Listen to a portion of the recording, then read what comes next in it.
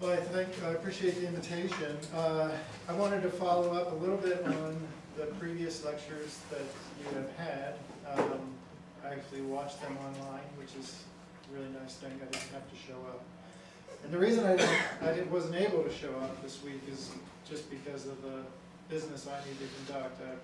This is a particularly busy week because next week I go to sea for 3 weeks. And this is also a week that letters of intent to propose are due at NOAA. So I have a number of proposals I want to prepare, and so I need to prepare a letter to NOAA to inform them that I'm going to propose for future work. I'm probably going to stand around here because I can use the cursor and so forth, but at any time, if you have a question, I'm completely open to it. And then afterwards, if you think of something, go ahead and email me. I'm open to talk about things. So this is an outline of my talk. I just want to talk about, and I know Leslie touched on this a little bit, about the differences between land surfaces and ocean surfaces, or between the ocean surface and a global view. That'll be expressed just briefly in terms of energy budgets and heat capacity of the ocean and albedo. Some things that are different about the ocean. For example, you can circulate, you can move heat in that surface and in the deep water. And then I want to talk about the tropical oceans, in particular El Nino and La Nina. That's something that you guys are a little bit familiar with, but the tropical oceans is an example of a particular area, and El Nino is an example of a particular oceanic phenomenon that affects Colorado weather. Then I want to talk about biogeochemical air-sea interaction. And I would have to say within the last 20 years, we, as a scientific community, are becoming more and more aware of the implications of biogeochemical air-sea interaction. It's pretty amazing to me that in my professional lifetime, there's been so much understanding of the marine environment and the way that chemistry and biology and physics come together that have implications to climate. Oh, and then I want to talk just real briefly about climate change and some of the implications to climate change on oceanic processes. So this is something that I believe that, well, I know that Chris presented, and I believe Ulla presented to you a modified version of this for polar regions. This is the global average over the globe energy budget. You can see solar coming in. There's some reflected. There's outgoing long wave. I know Chris talked a long time with you about the effect of the atmosphere, about black body radiation and so forth. I'm not going to revisit that. But then if you segregate the energy budget into land and sea areas, so this is one that's representative of integrated over all land surfaces on the Earth. And you can see there's some changes in these values. We'll just focus on the surface because that's the sort of, because we're talking about variations in the surface characteristics between the land and the sea. But you can see these numbers here for reflection at the surface, that's albedo, how much is absorbed at the surface, the numbers for latent and sensible heat, and then the IR that's emitted at the surface. Can I ask a quick question? Sure. It's clear in my head. We have this incoming solar radiation, and then the outgoing, and they balance at the end. But when it comes to the global warming, is that radiation, incoming, outgoing, still balanced? Yes, it is. Okay, so but you have a warmer. So it's a different type of energy that we're concerned about, which is heat here at the surface. No, it's all the same, but you have a warmer body. You're working with a warmer. The Earth's surface, in effect, hasn't changed. Let's not talk about surface warming. But if the Earth's surface remains the same, and you change something about the atmosphere, then it changes something about the energy budget. So if you recall, Chris talked about black body radiation. A certain amount of energy is absorbed at the surface and re-emitted in the IR. Then some of that IR is absorbed within the atmosphere and re-emitted back to the surface and into space. If you change the atmosphere, you're going to change that the balance there. So in toto, there's a balance, but it's a new balance. Okay. Can I ask one other quick question? Irradiance, is that just radiation that's changed from visible or incoming radiation to heat radiation? The term irradiance? Irradiance. Irradiance is just another way of saying radiation. It's per unit area or per unit volume. I see that a lot, and I was getting goofed out between radiation and that. Yeah, it's essentially the same same. thing. Yeah. Now okay, here we go. So I'm going to toggle between these two. So this is over the global sea. So this is the energy budget integrated over the sea surfaces. And if you look at the numbers at the sea surface, there's some differences. So over the land, for example, you have reflected at the surface, you get about, well, we'll talk about albedo a little bit. You get 40 units, that's watts per meter squared, reflected at the surface on a global integrated average. Over the oceans, you get significantly less reflected. So that means it's absorbed in the water column, in the near surface actually. You have some differences in the amount of latent and sensible heat. As you would anticipate, this is the land surface, this is the ocean. As you would anticipate, there's more evaporation because it's a water body. But there's also changes in the sensible heat, and that has to do with the heat capacity of the ocean. And then there's commensurate changes in the infrared as well. So you have significantly different surface, you have significantly different radiative balance at the surface. Yeah, another thing that's different about over the water has to do with water vapor and cloud fraction. Now this, I couldn't find a very nice figure that illustrates some of this, but this is a plot of mean annual cloud cover in percent, and the color coding is indicative of the cloud cover.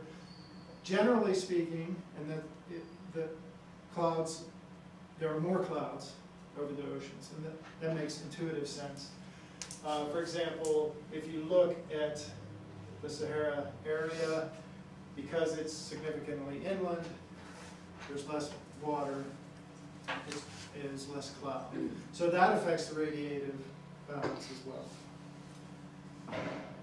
Now albedo, you can see this is a chart of albedo in percent. This is the amount that's reflected, amount of the sun's energy that's reflected at the surface. You can see there's different surfaces shown here. Snow can be as high as 80% reflection. You know, I just made a median guesstimate there, 55%. You know, dirt, soil, whatever is in the 30 to 40 range, and water is less than 10% reflected. So that's the rest of that is absorbed in the water. So that heat is going to be transported. It's going to be moved around the globe. It's going to redistribute, and that's something that's significantly different than over land, where only the atmosphere does the transport of heat. As Leslie talked about yesterday or the day before, water has a high specific heat. Water is an astonishing molecule, and there's so much about water that is amazing, that shapes our lives, that shapes life. Everything about erosion is due to water. Everything about the fact that water is one of the extremely few molecules that structures that when it forms a crystal, it expands. So in its solid form, it actually is occupies more volume. But you can see, and actually the definition of specific heat is reference to water, so it has a value of 1 in terms of specific heat, and that's in calories. So for every, you want to raise the temperature of a gram of the substance by 1 degree, then how many calories do you need to add? For water, it's 1, and for sand, it's 0.2, and dry air, it's maybe 0.15, something like that. So it has the ability to take up a significant amount of heat. So these are things that make the oceans a significantly different entity than over land. And again, I know that Leslie touched on this. The winds drive the surface current and the mixing. So this is in combination with other forces like Coriolis is a significant force. And you can see the ocean gyres that are established.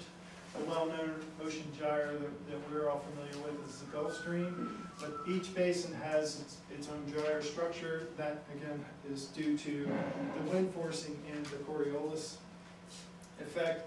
And all of these act to distribute heat. All these currents act to distribute heat. And one particular place of interest is the equatorial Pacific, which I'll touch upon. Sort of north of the equator and south of the equator, there's Coriolis forces at work there. So you have a large current of water that crosses the Pacific Ocean at the equator. And north of the equator, it gets, by Coriolis, it gets deflected to the north. South of the equator, it gets deflected to the south. You have a divergence of water. So right at the equator, there needs conservation of mass. Something needs to come and replace it. So water comes from the deep ocean to replace that current that is diverging at the equator. And I'll show you some figures later on that show this is a high area of productivity, ocean productivity, meaning growth of plankton. And another reason for the high growth is because of sunlight, but nutrients coming up from below are a significant factor.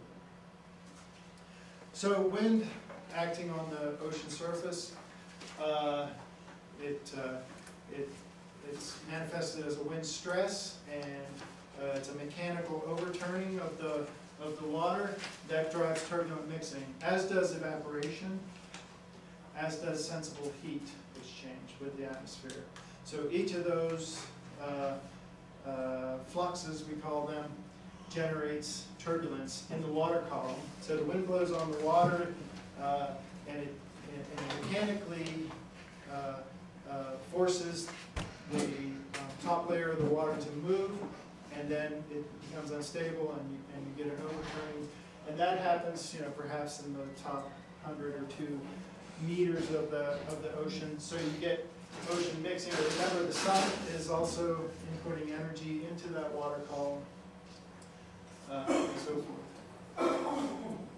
So again, something that's different than over land surfaces where you don't have that mixing.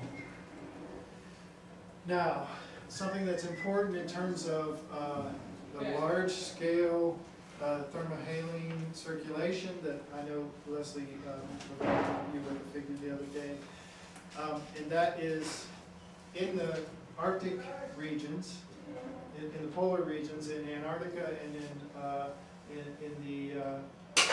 in the Arctic, there is what's called new water formation, and that is accomplished by latent and sensible heat flux at the surface. So you get latent heat, you get a polynya that opens up, you get water that evaporates, it leaves behind the salt is more dense, the water is colder, and it sinks. And when it sinks down into to the bottom of the ocean, and it becomes part of the abyssal circulation. So I'll show you that abyss after, very, very deep. Yes? They've not heard that word. El Nino before? Can you- Oh, it's just an opening in the ice. It's an opening in the ice, and it's self-sustaining because you get this latent heat release, and the surrounding air is warmer than the sea ice, and it maintains an opening. So there's a couple of areas in the polar regions where there's always an opening like that. Would this suggest then that down at the abyssal layer, that layer is getting thicker? Because the water has to get displaced, and it's obviously going to be displaced by water that isn't quite so low. Well, thicker, the water there is dense, that's why it's there. But you know, I'll show you another figure. That water circulates, but it takes thousands of years to complete a full circulation. But this circulation is important, and we'll talk about that in terms of carbon dioxide.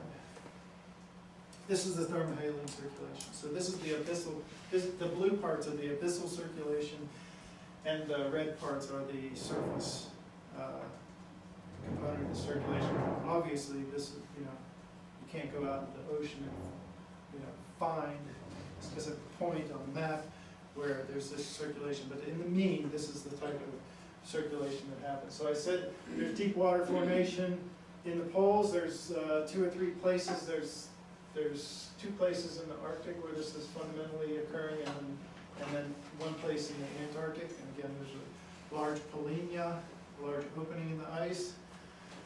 And again, you get evaporation and sensible heat exchange.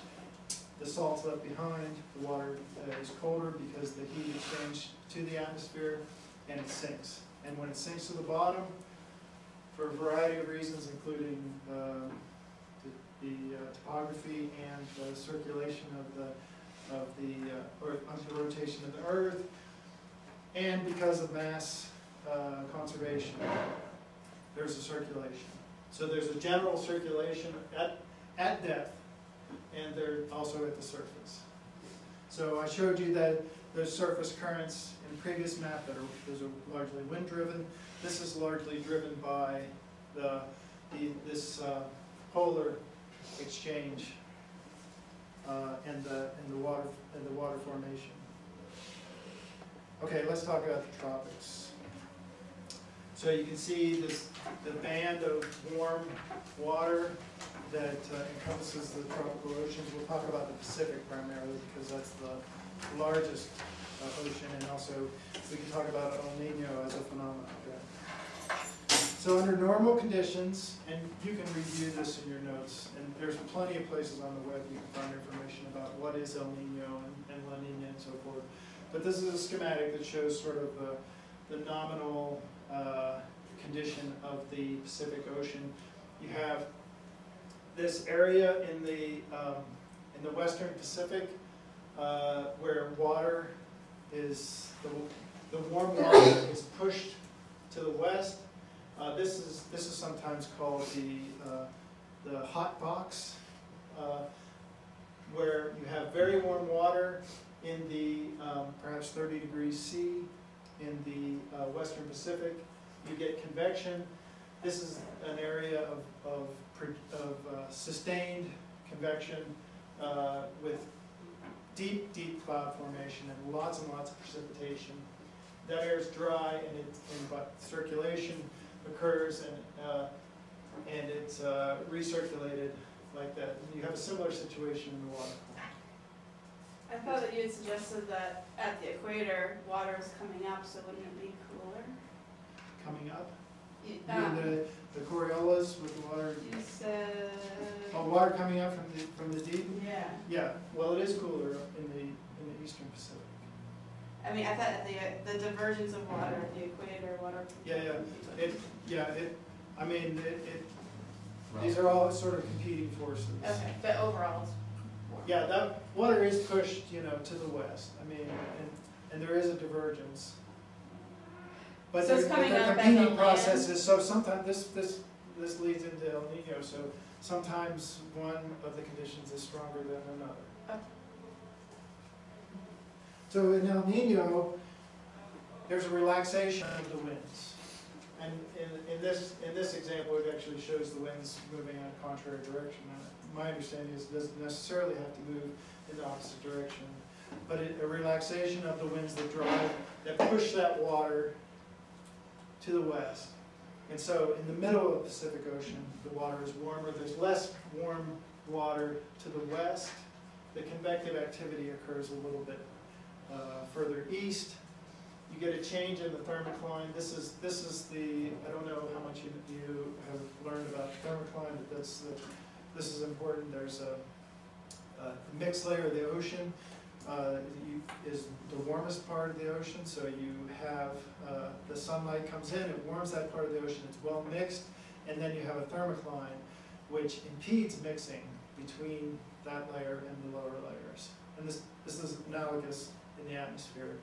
In the boundary layer of the atmosphere, closest to the surface, it's well mixed, and you have an inversion.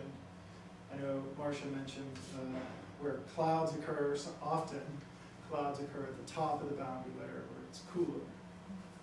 So Show that thermocline in that last picture, because it had, yeah, you see the yeah, difference so in the there's a shape. significant change in the shape of the thermocline. And again, this is a schematic. You're not going to find this strict well-defined structure.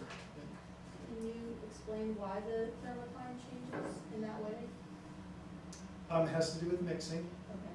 So you have warm water to the west, cool water over here, and the thermocline, well, this is warm water. You get lots of exchange with the atmosphere, and that causes turbulence to induce mixing, and it mixes a deeper layer in the ocean side.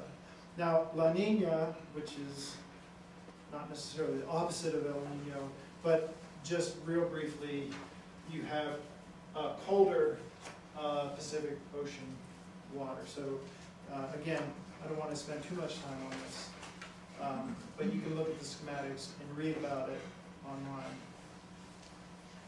So how does that, well, this is just another easy schematic. So you can see in El Nino years, you have warm Pacific Ocean, and in La Nina you have cool water. You can see that,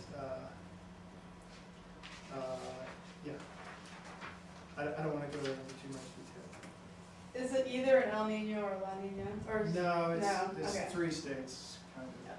La Ninas are more subtle, my understanding of the situation. So we know El Nino affects weather throughout the world, in fact. Now, El Nino is not the only phenomenon like this where you have this sort of bipolar, let's say just for the sake of argument. There are other sort of areas in the globe where you have this oscillation from one sort of state to another.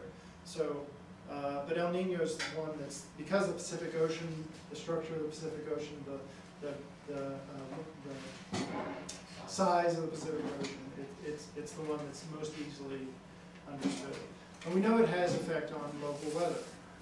So I've got a couple of schematics here that show effects of El Nino in the summertime, but really in the wintertime for us in Colorado and in California and in Canada and in the western Pacific. There's significant changes in the nominal weather pattern. So you can see that in Colorado we'll have wetter and cooler weather than in non-El Nino years. Is this an El Nino summer? I don't know. Okay. I don't think it is. But the whole point here is just to illustrate to you that the oceans do have an effect on our climate. So weather is today's conditions or this week's condition. Climate is the long-term trend. So in non-El Nino years, we have sort of, and I'd say in Colorado, it's highly variable. Climate is highly variable. So one June may be particularly wet and cold, and the next June may be particularly dry and hot. But El Nino is a modification of the weather. Yes. Can I ask you a question that attempts to simplify why we might be a little wetter when El Nino is happening? Is that because the evaporation is actually closer to the? No, Okay. so during El Nino years, you have a persistent, extended Pacific jet stream. So you can see this is the jet stream, and the jet stream is a determinant of a lot of weather. So in the wintertime, if you look at the jet stream across the U.S., often it has a wave-like structure, and in the summer, often it's a continuous sort of band. So that just, sort of, the jet stream is one of the primary, sort of oscillations in the jet stream that are drivers of weather. And in persistent El Nino years, you get more, in El Nino years, you get a persistent jet stream that is shown there. And that brings, and that leads to low pressure develops primarily over the northeastern Pacific. And that tends to lead to wetter and cooler, I should mention this is in the winter, wetter and cooler winters in the southern U.S. and the western U.S., and warmer and drier circumstance in the northern latitudes in North America. And in La Nina, on the other hand, you'll get a situation where you have a blocking high, it's called, and that forces the jet stream to come up to the north, or it could bifurcate and actually be predominantly to the south, and at least a highly variable weather conditions in the weather. Jeff, before you move to the next slide, the top slide, to me, it seems like the jet stream is a lot further south than usual. Is that correct? Not sure, but could be. So, I'm not an expert on El Nino, but again, this is a situation where if you look it up from reputable websites, PMEL, the Pacific Marine Environment Laboratory, has particularly informative pages about this concept. PMEL, it's a NOAA laboratory in Seattle, and they are primarily responsible, and they're the drivers for this array of buoys that span the Pacific Ocean. So when scientists started to understand more about El Nino, some people at PMEL and other places were able to get funding to deploy buoys across the Pacific Basin. So we've learned a lot about the structure of El Nino, about the dynamics in the equatorial Pacific, etc., from this array of buoys. There's actually a couple of different arrays there, and that's just because of the allocation. The Japanese actually service these buoys that are in the western Pacific, and the U.S. is responsible to maintain the rest of the array. I'll show you a bit more about the array. And as a matter of fact, across the globe, there are plans, or there are actually deployments across the entire globe. So this is the Tau Triton array. So Triton would be the sort of westernmost part of that. But there's also a series of buoys in the Atlantic. They're called the Parada array. And there are plans, although the funding is a bit tenuous, to do the same in the Indian Ocean.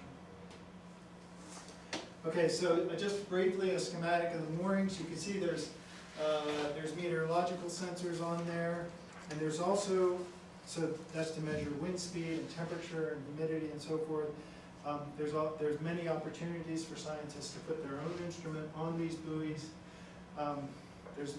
Sometimes there's problems with the buoys because fishermen have recognized that fish congregate under the buoys, and they hijack them. Actually physically pick them up and move them away. And actually, there have been a number of focus programs where people get extra money to put other instruments on these buoys for the purpose of, you know, detailed studies. This shows the buoy actually being deployed, one of the buoys. And this shows on the deck of the ship other meteorological sensors sort of awaiting installation on other buoys.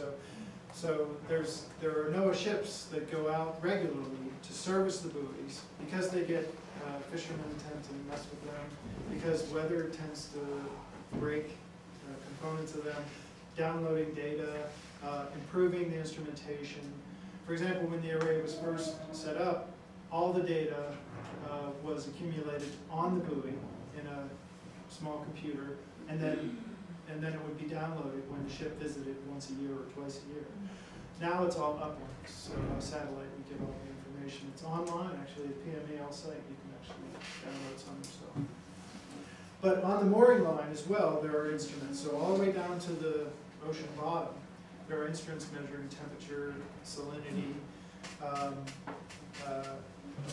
current, and so forth.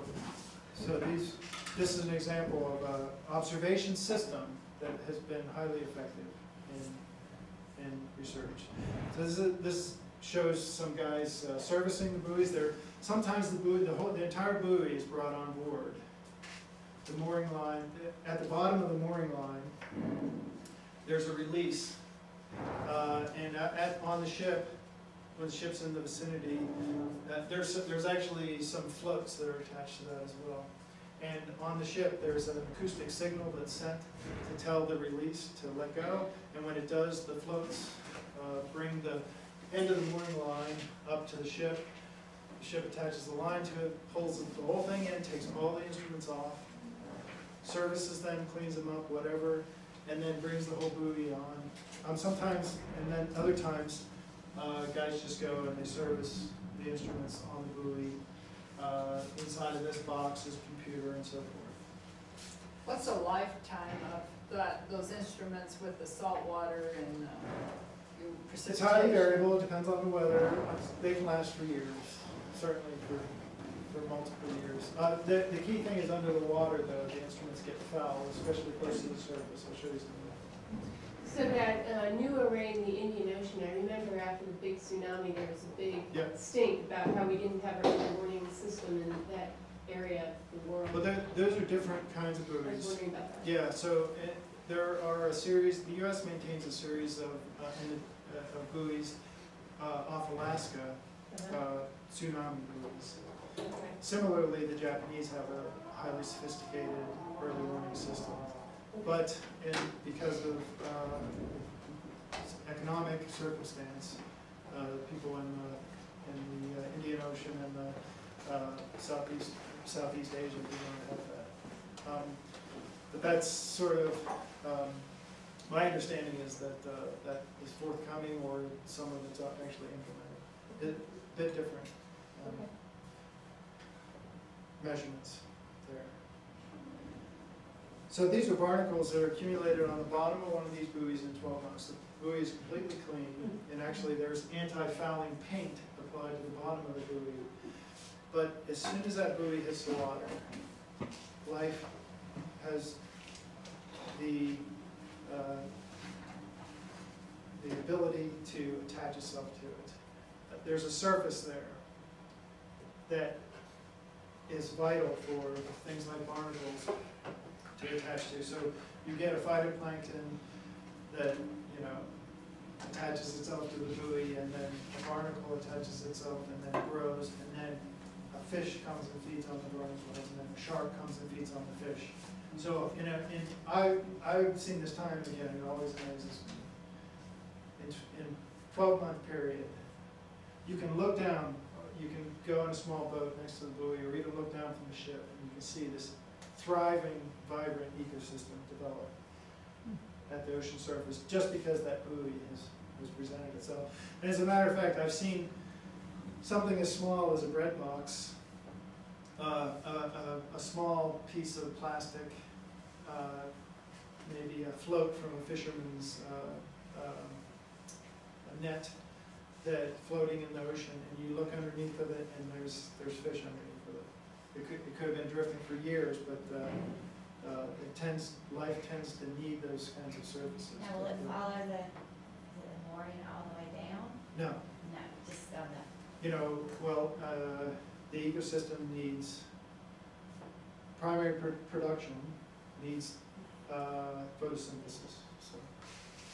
And I'll talk about that. And this is just a funny picture of my friend Pete Strutton, he's at Oregon State.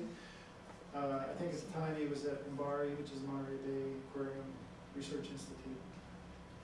He put some instruments on a buoy, and he wanted them back. And the buoy was in a current, and the mooring line is only so long, and the current took the buoy to the extent of its mooring line, and actually was dragging underwater. And he went to retrieve his instrument, and he had to stand in the water to get it.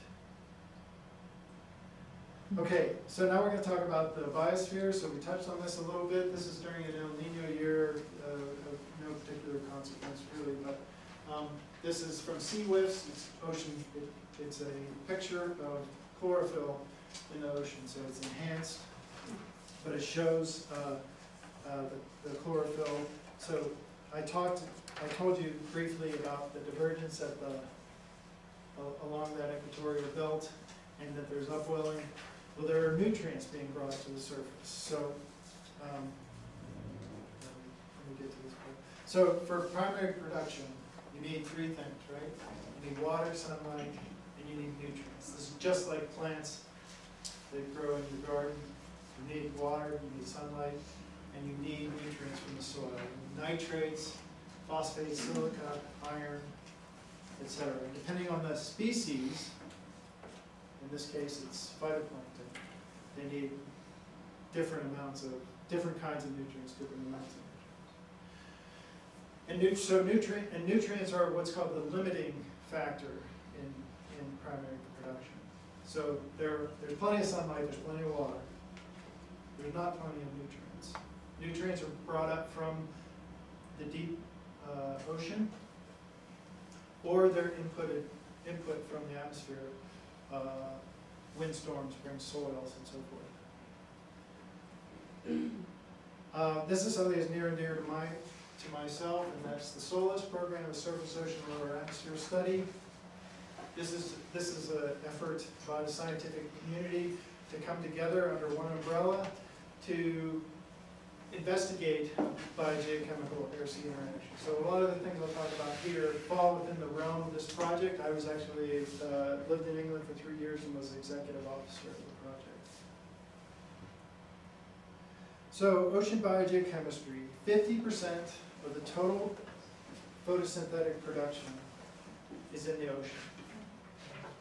So the ocean surface is significantly larger than the land surface area, but it's somewhat surprising to know that 50% of the total photosynthesis occurs in the ocean. So every day, 100 million tons of carbon dioxide are fixed into organic material. And then every day as well, 100 million tons of CO2 are exported to the deep ocean, or transferred to other sea life. So other critters eat the phytoplankton, and then larger fish eat those, and so forth, down the food chain. So I'm not going to go into photosynthesis. This is something that you all have touched upon in your own teaching experience. But essentially, you have the sun's energy, carbon dioxide, and water, chemical reaction to form carbohydrates, and then those carbohydrates and oxygen, and then that reaction is reversed to give the energy needed for the cell. Okay, so this is the windborne dust. This is another way that nutrients are input to the ocean surfaces. So I'm going to touch on this later. If something were to happen to the winds, if the winds are changed, climate change, for example, it changes the loading. It changes the nutrient dynamics. It changes the ocean biogeochemistry in a local sense. Where's that picture?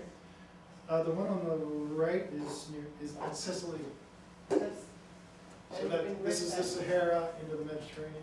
Oh, There are other pictures that show in the Atlantic that show dust blowing into the Atlantic. They're easy to find. Oh, this other picture, I don't know. There's a basketball court, so it's somewhere where they play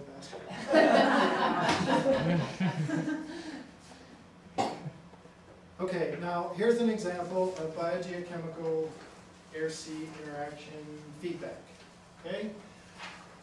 This is called the chl-a hypothesis. The chl-a is the acronym based on the authors who published this in 1987, Charleston, Lovelock, Andre, and Warren. So you have the sun's energy into the ocean surface. It warms the surface. That leads to enhanced phytoplankton growth because you've got plenty of sunshine. Now DMS, dimethyl sulfide, is a byproduct of phytoplankton, a particular species of phytoplankton. Now I don't know very much about the biology, but some species are more, generate more dimethyl sulfide than others. It's a byproduct, like a waste product. So that DMS is in the ocean. I've been involved in a number of projects where we go out and try to measure the flux of DMS from the ocean surface into the atmosphere. So that's how much mass per unit area, per unit time. So now you have in the atmosphere, you have a slightly elevated DMS concentration because there's a flux. DMS is not produced in the atmosphere. So whenever it's just like heat or chemical species where there's a deficit, there's going to be a movement of molecules into that area. So you have enhanced DMS concentration in the lower atmosphere. There's oxidation that occurs from sunlight. You have elevated sulfur compound production, and sulfur compounds are some of the molecules that can later on down the chain form cloud condensation nuclei, which is something that water molecules attach to, those water molecules, and then it tends to grow, and those form clouds. The clouds form from this process. This is I'll explain a little bit better, that this is a very loosely formulated idea even today. The clouds form, and it reduces the amount of sunlight. So there's a negative feedback there. So you have increased reflection, reduced sunlight into the surface, etc. So this was formulated about 20 years ago, 25 years ago, let's say. And this is this chain again. You can see that even sort of this next generation idea is a little more sophisticated.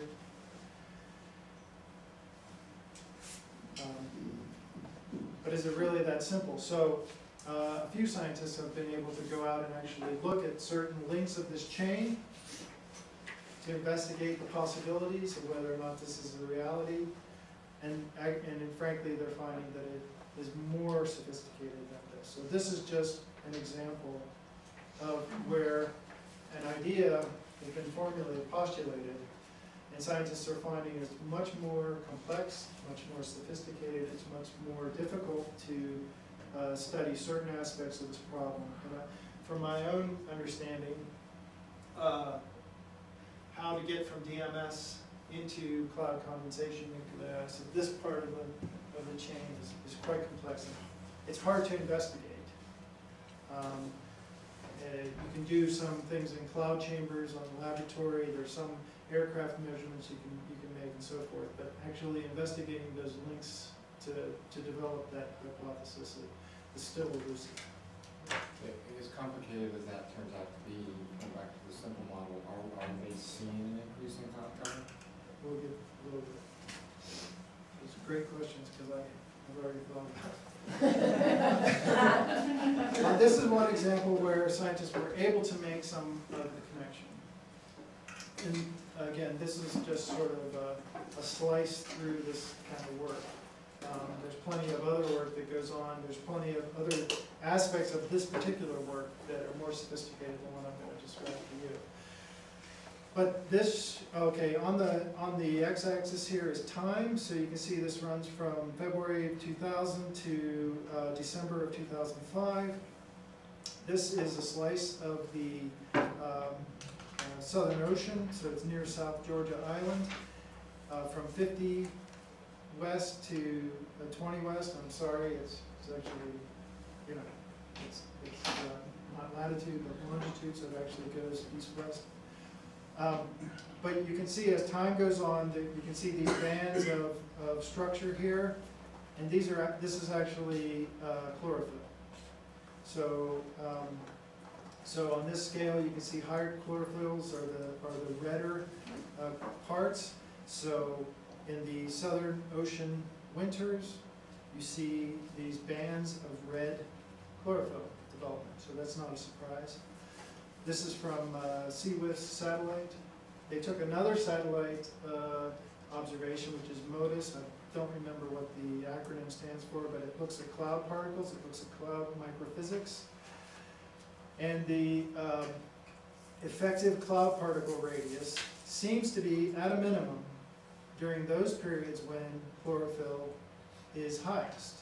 Now some of this is, one of the criticisms of this work is some of this is attributed to the seasonality anyway. Oops, and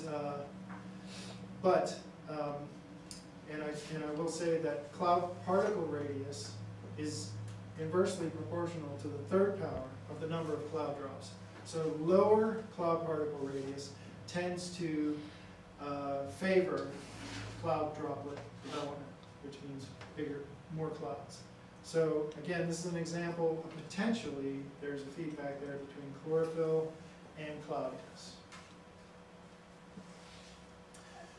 So we'll talk about CO2, running late here, but each year, every one of us in this room, on average, some of us obviously do it more than others, we throw 4 elephants worth of CO2 into the atmosphere. Some of them are happy elephants. And about, estimates are 40 to 50% of that CO2 is taken up by the ocean. Okay? So there's 2 mechanisms for that to happen.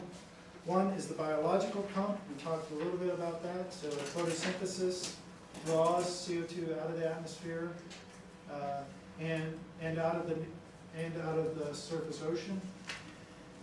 And the physical pump, there's a solubility. So CO2 is soluble in water. So, and it actually is, the colder the water is, the more soluble it is. So there's an actual exchange of CO2 right at the surface. And a lot of the work I've been doing over the last 10 years or so includes going out to sea, making measurements of how much CO2 is being transferred between the air and sea. There's enhanced transfer whenever there is breaking waves. So you get a large plunging wave, it encapsulates some of the air above, and it drives it down deeper into the mixed layer. So you have very large waves, very large breakers, and there's significantly enhanced CO2 gas transfer. And then there's CO2 that's brought up from deep water along coastlines and in that equatorial divergence zone that I showed. There's deep water that's brought up to the surface, and that brings carbon dioxide with it. I'll show you in another schematic how much CO2 actually resides in the deep ocean.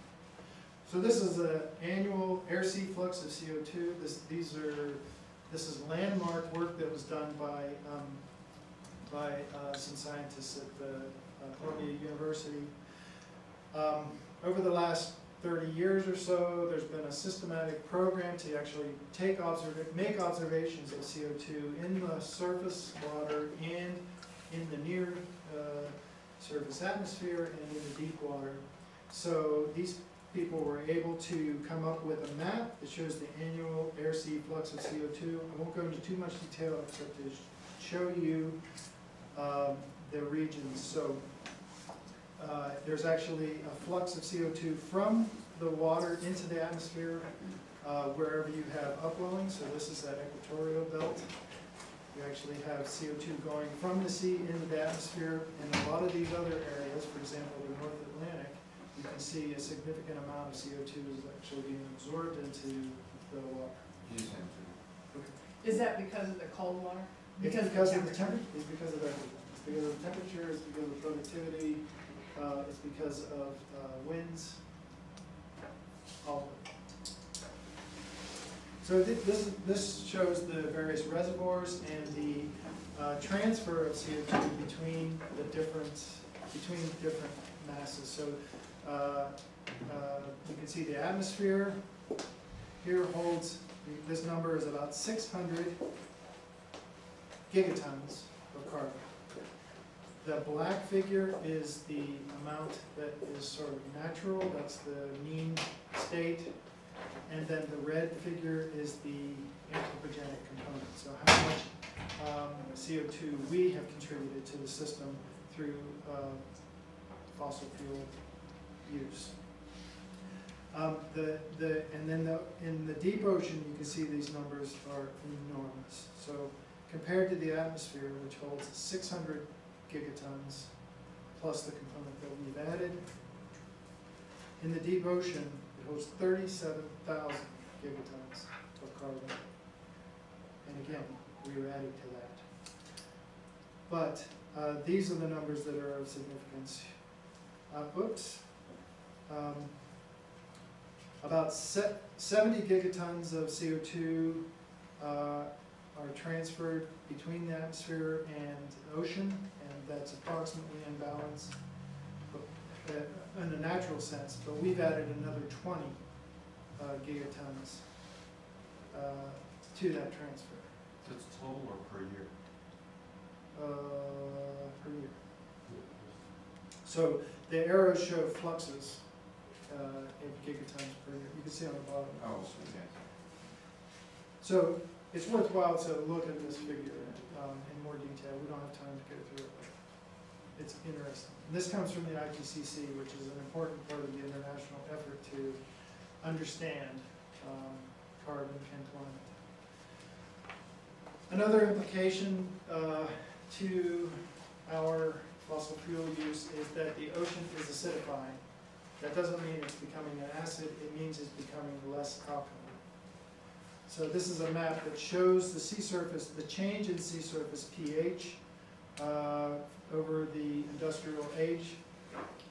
And what was that? I don't know. So over the industrial age, we have changed the pH by 0.1 units. It doesn't sound like a lot, but that's 25% more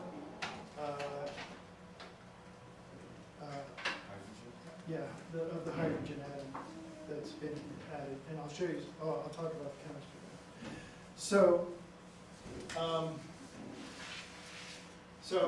naturally, you combine carbon dioxide and water, and you get a carbonic acid.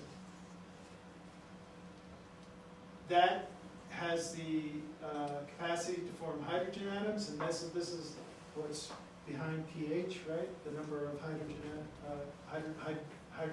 positive hydrogen ions is proportional to pH.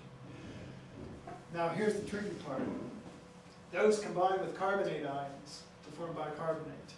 When you take that carbonate ion out of the system, you inhibit the growth of certain kinds of calcifying organisms. Coccolithophores, which is a kind of phytoplankton, corals, and crustaceans are sort of the primary examples. So we're changing the chemistry of the ocean by adding more CO2 to it, and that affects sea life that needs that carbonate ion to form shells. So this is a major concern. There's a major effort within the last 5 years for there to be a US program of significant research to actually look into this. And worldwide, the Europeans about 3 years ago initiated a program to actually investigate the effect and potentially what we can do about it. Other changes to ocean biogeochemistry. Net primary, this is scientist work, Mike Barenfeld, who works at NASA, or at the time I believe he worked at NASA, but now he's at Oregon State.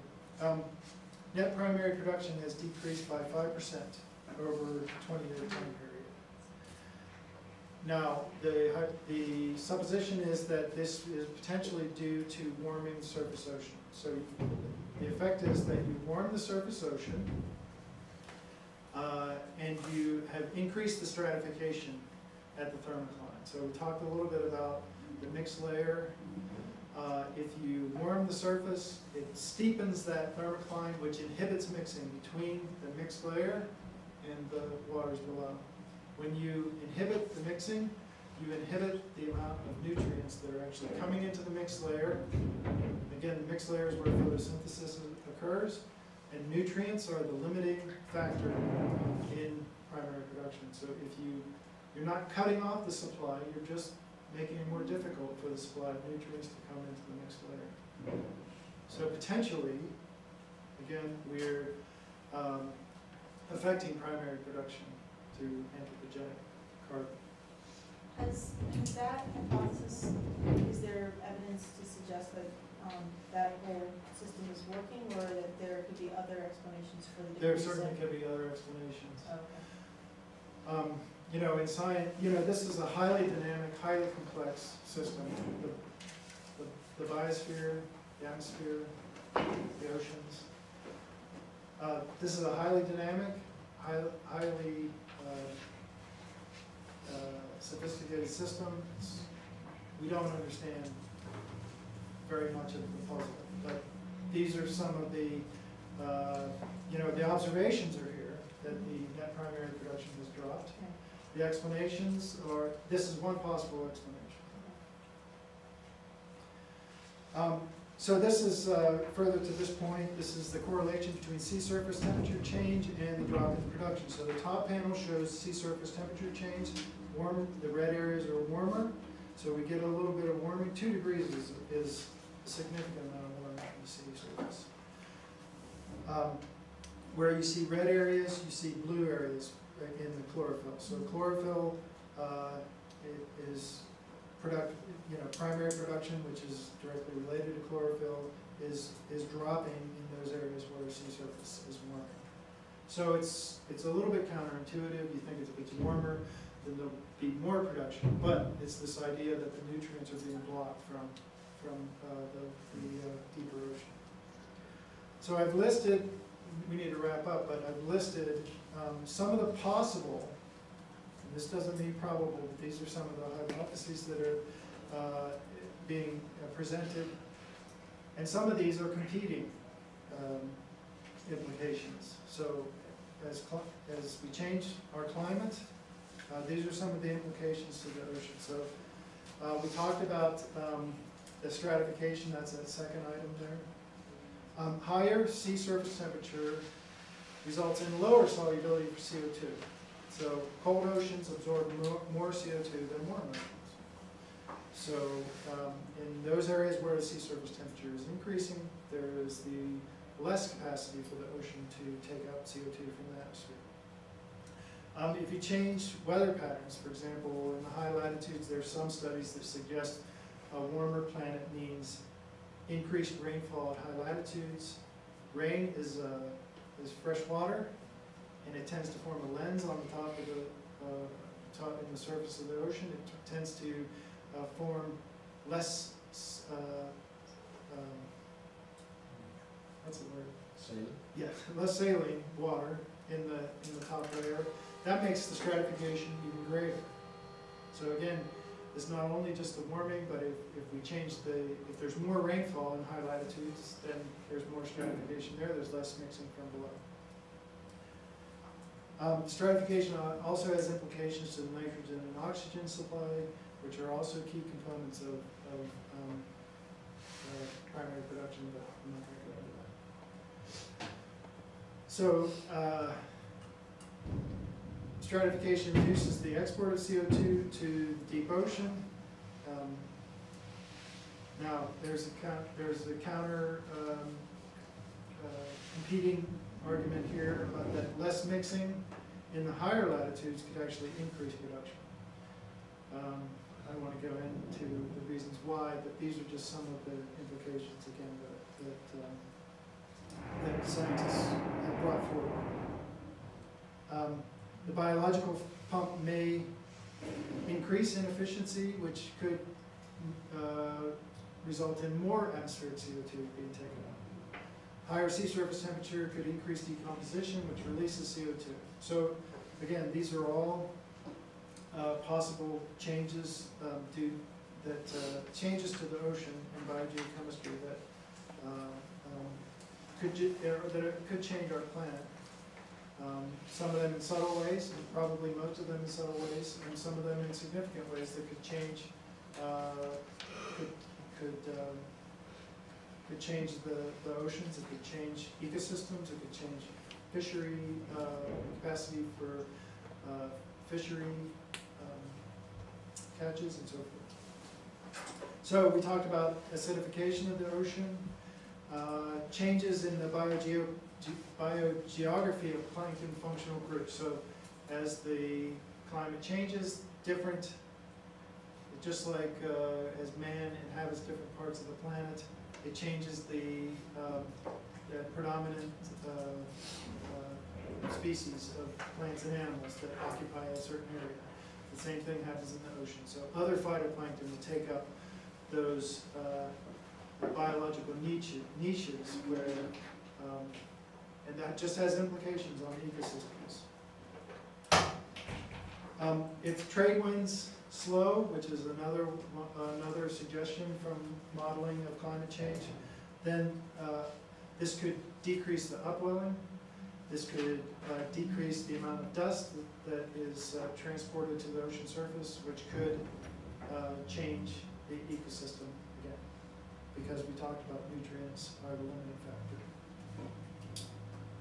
Okay, so the last thing I want to say is that even here in Boulder, a lot of scientists are involved in this kind of research. This is the NOAA ship Ron Brown.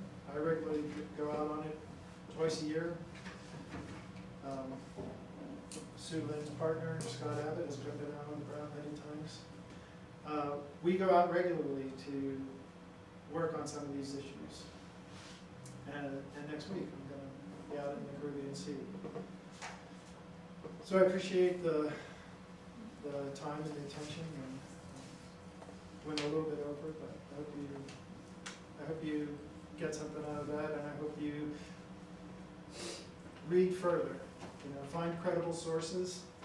A good place to start is with the informative pages that NOAA has. There are a number of, there's been a lot of dialogue, for example, in the Earthworks listserv about who do you trust. Just because it's on the internet or in the newspaper or whatever, try to find credible sources for the information, and know that science is not exact. It's all, we work towards trying to understand the climate system, but it's a very complex system. I'll just add to that if you have a question about whether or not a source, if you have a question that you want to ask the scientists, or if you aren't sure if the source is credible, you can very easily just email it to us, and we can send it to the people we know, and you would be amazed at how quickly people respond. You'll get more email than you actually want with people's opinions. Well, actually, their expertise is what it is. So, Because Jeff, people do want to help.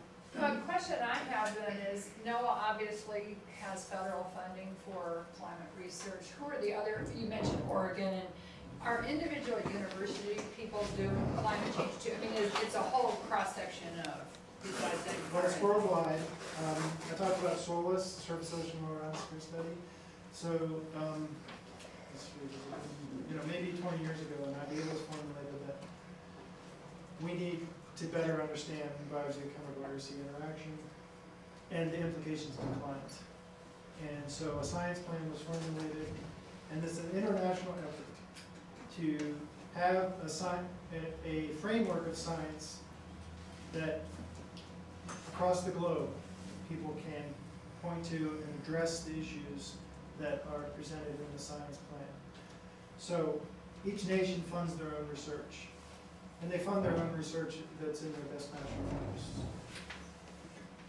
But by having this science plan out there in an international framework, again, scientists can refer to it, and just because it's a global issue, right? Climate change, global issue. It's not just a local, for example, Denmark may be interested in their own fisheries research, but this framework helps the people to posit the issues and investigate them in an international sense, despite the fact that they're nationally funded. In the U.S., the National Science Foundation, NASA, NOAA, and to a lesser extent, the Office of Naval Research and other entities, to a lesser extent, all fund federal and university researchers to do this kind of work. So NOAA, for example, NOAA funds, I'm a university person, they fund some of my work, as does National Science Foundation. NOAA also funds its own federal force to do some of this research. So it's across the board. I have a question, I'm not sure you can answer this or not. This is kind of a geology question. They say that the coral reefs are being destroyed due to ocean warming, rising temperature. From my geology classes, I remember that warm shallow seas is what produces coral reefs. Is this have something to do with the carbonic acid that's being formed, or is there an ideal temperature where carbon is precipitated out? It's all of that.